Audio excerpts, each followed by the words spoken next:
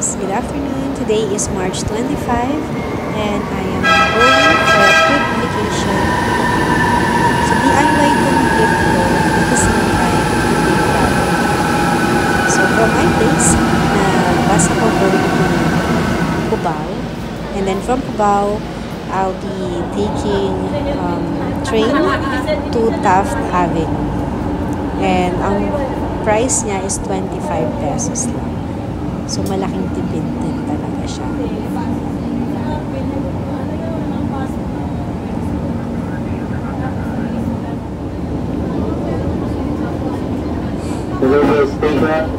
And from Taft Station, maraming mga jeep with the signage ng Nichols.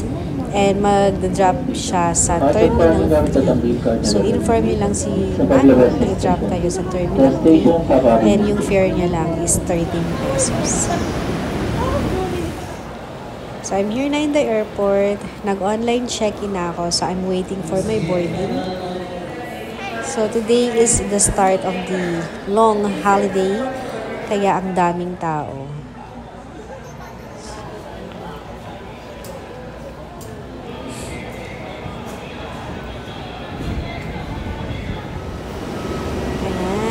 Almost there. So, to be fair with Cebu Pacific, on time yung flight namin. My flight is 4:50 in the afternoon. And dahil yun yung mas cheaper option compared dun sa earlier flight. And it's okay, hindi naman ako nagmamadali. And chill-chill lang talaga tong vacation. To take off stations.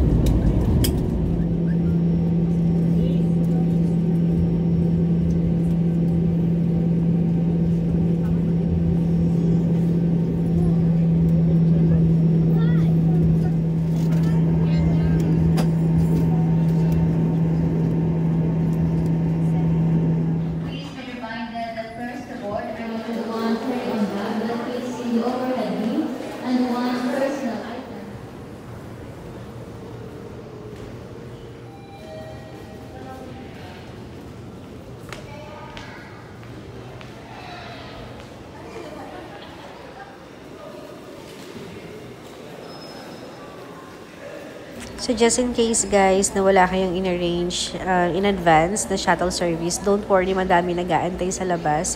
Yun nga lang, make sure na makipagtawaran kayo kasi iba-iba yung price nila. And then yung nasakyan ko na van, ang initial offer niya was 300. And sabi ko, napanood ko po sa vlog na this amount lang po yun. And he just agreed for my price, which is 200. Kaso medyo nilagpas ako ni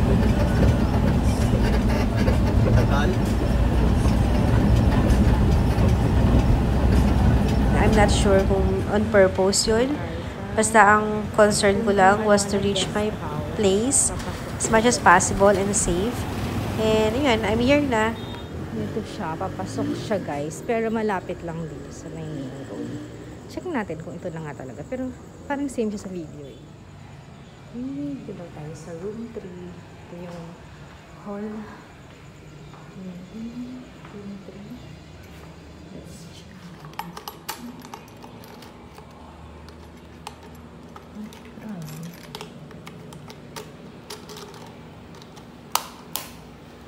Ayun. Lalagyan pala yung park. So, yan siya. Okay naman. I have a king-size bed. Pagpasok mo, ito na. Size bed. And then may TV. Air-conditioned. May cabinet. And then dyan. Here. So, as in, kadarating ko lang. So, simple lang. Hindi lang siya guys, but ang mahalaga is malapit siya sa Alona Beach. Tapos meron tayong private toilet needs din. And my heater.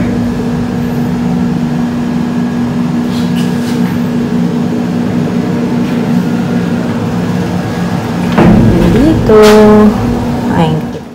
and free Wi-Fi. That's the password. Free Wi-Fi. Non-smoking.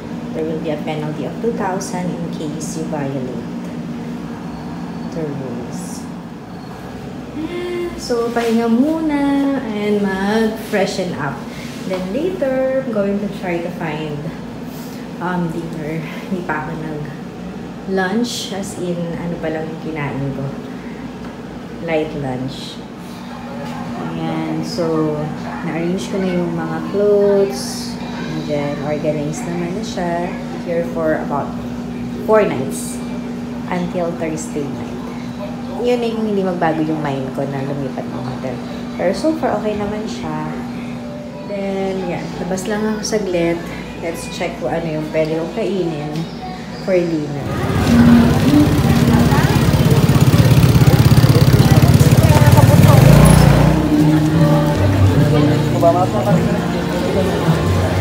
Ayan, ito na lang tayo.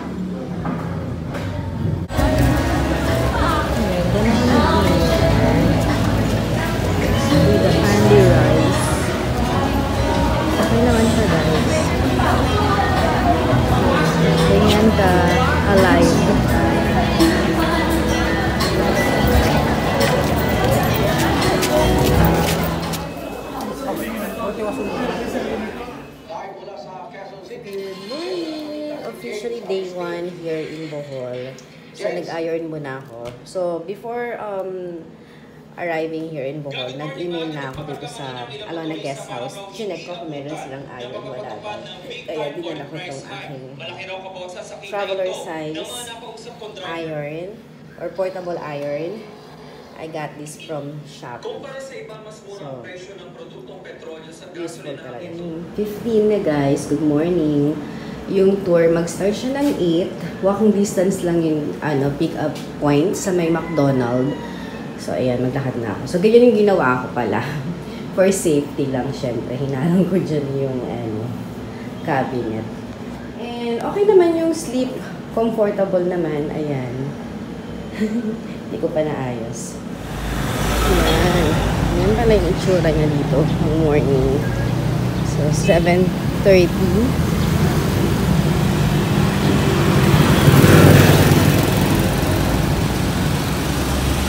Malapit sa BDO. Tapat ng BDO yung entrance. Pupunta dun sa guest house. Kahapon nilagpas pa ako ni Kuya sa van. Buti na lang may GPS. Sabi ko, lagpas na kami. So yan. Lakad lang tayo. Going to McDo. Nakakaganda.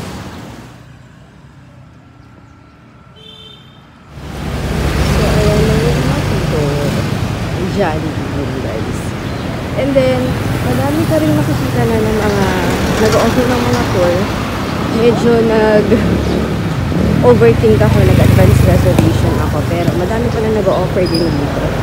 And ang dami rin mga transportation price din. Yun nga lang, medyo mahal daw. Kaya naglakad na lang ako. Tapos, madami din restaurant na malapit doon sa Alona Guest House. Tsaka mga massage. It's still early. It's just 7:30. Yung call time is 8. So, maghanap muna ako kung ano yung mag-breakfast ko dito. Pero light lang. Baka sandwich lang here from 7-Eleven. So, kung on a budget, huwag masyado mag-alala. Andiyan ang McDonald's, 7-Eleven. May mga nakita rin ako talagang murang.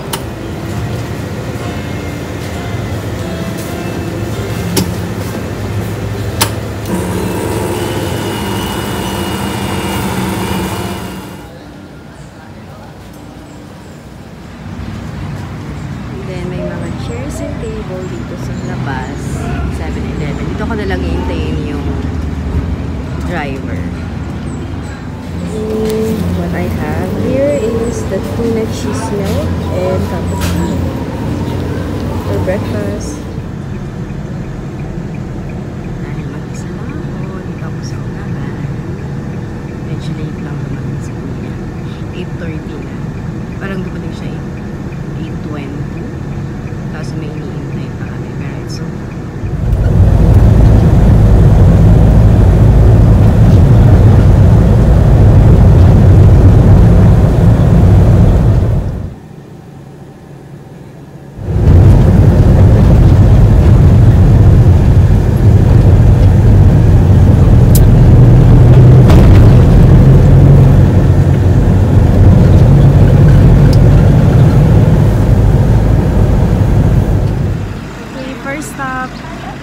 Grabe, nakatulog ako.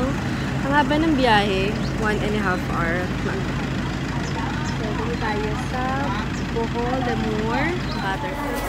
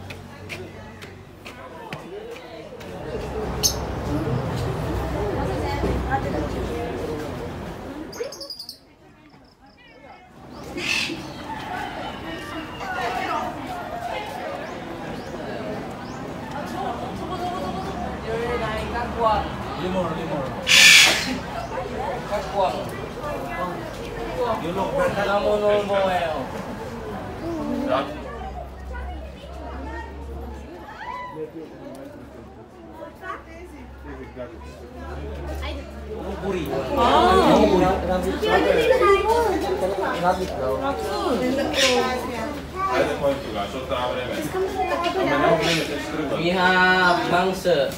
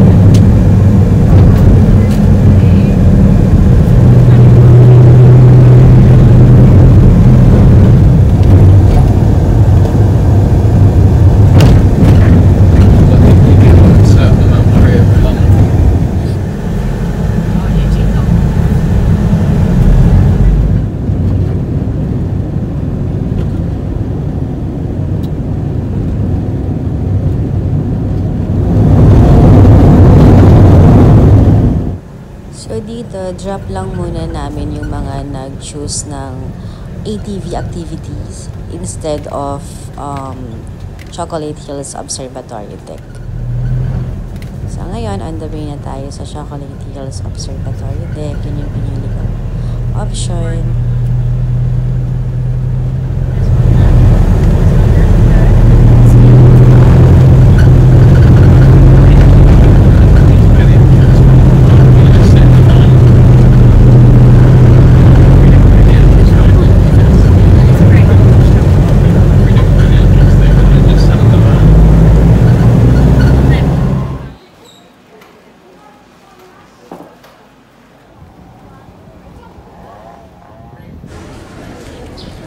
Diyan yung mga nag-ATV guys. And we have to take these steps papunta sa observatory deck. Grabe, hinigal ako. Pero sulit naman. Ang ganda ng view. Grabe yung emotions ko nung nandito na ako sa taas. Super saya and thankful na finally nakita ko na rin yung ganda ng Chocolate Hills. So thankful to God na nagkaroon ako ng chance na makita yung maganda niyang creation.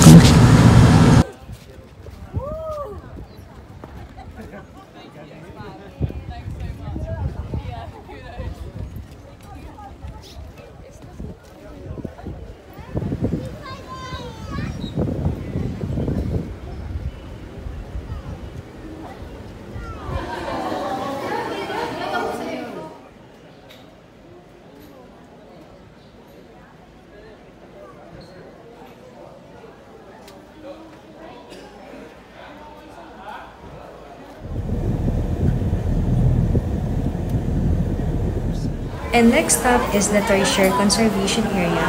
Ang entrance fee naman dito is 170 pesos. So, make sure lang to follow all the guidelines dahil na very sensitive yung mga tertiary, hindi sila pwedeng ma-disturb. So, iiwasan talaga natin gumamit ng flash pag magte-take tayo ng photos. And, ayun, tahimik lang din dapat tayo dito sa area na to para hindi natin sila ma-disturb.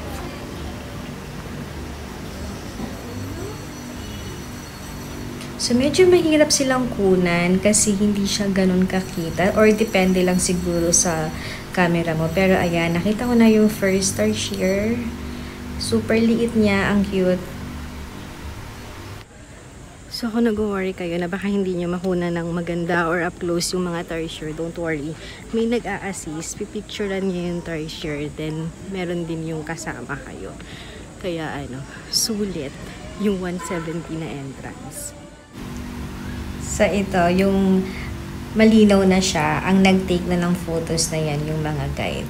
And free lang naman yan, guys. Next stop is River Cruise. So, super gutom na ako ang buffet lunch. Sasarap, the best yung lechon. And buffet lunch. This is for all my